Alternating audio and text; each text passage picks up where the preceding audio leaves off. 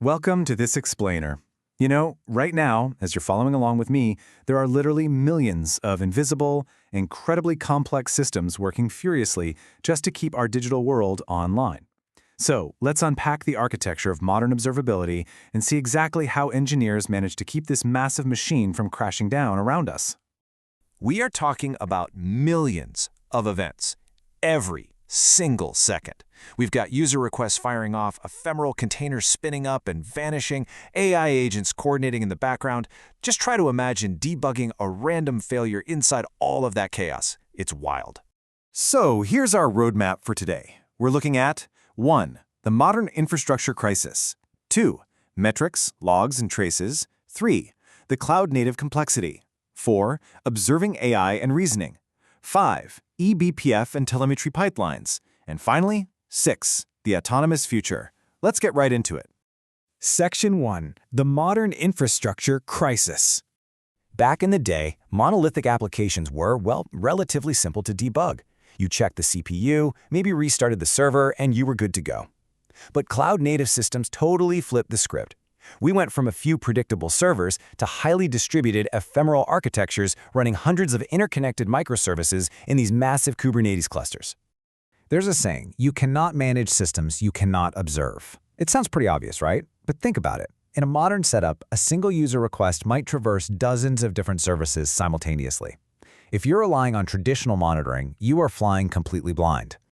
Section 2. Metrics, logs, and traces.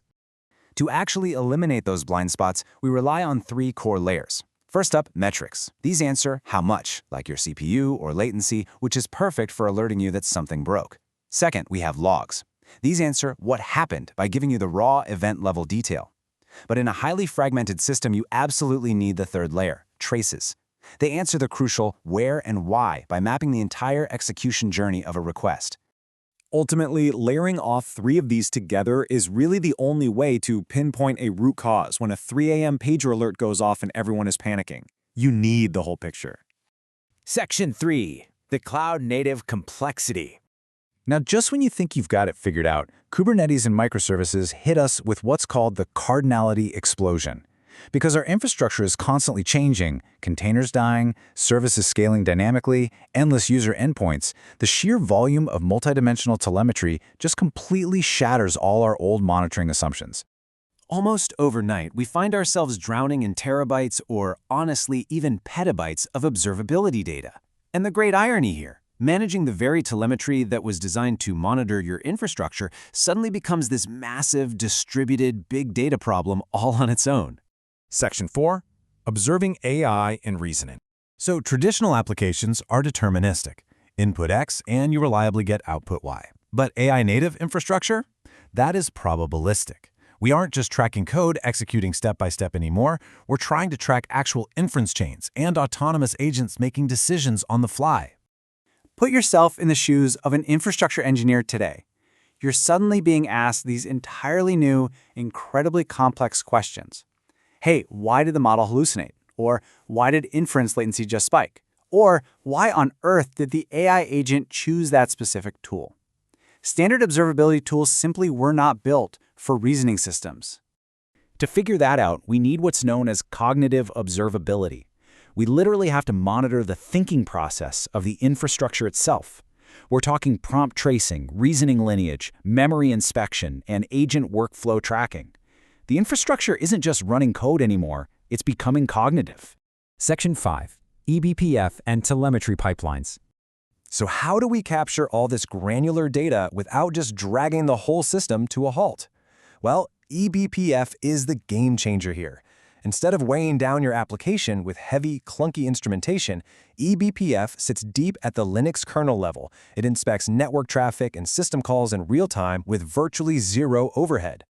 But hey, capturing the data is only half the battle. Processing it requires some serious muscle. We're talking stream processing systems, real-time analytics, intelligent sampling strategies, and complex telemetry routing just to tame that petabyte-scale chaos I mentioned earlier. Section 6. The autonomous future. And this brings us to the holy grail, the autonomous loop. We are moving from reactive monitoring to predictive intelligence. Picture this. The system detects an anomaly. AI agents immediately jump in to predict the operational failure, and the system automatically self-heals. It reroutes traffic or scales workloads before a major incident even has the chance to happen. Think of it kind of biologically. Observability platforms are evolving into the actual central nervous systems of the digital economy. They aren't just passive dashboards that you stare at anymore. They're active, continuous coordinators of diagnostics and self-healing. So I'll leave you with this. As these massive distributed systems completely outgrow manual human reasoning, will observability become the single most critical infrastructure layer in our digital future? When you look at the invisible architecture keeping our entire world running, the answer is almost certainly yes. Thanks so much for joining me on this explainer, and keep exploring.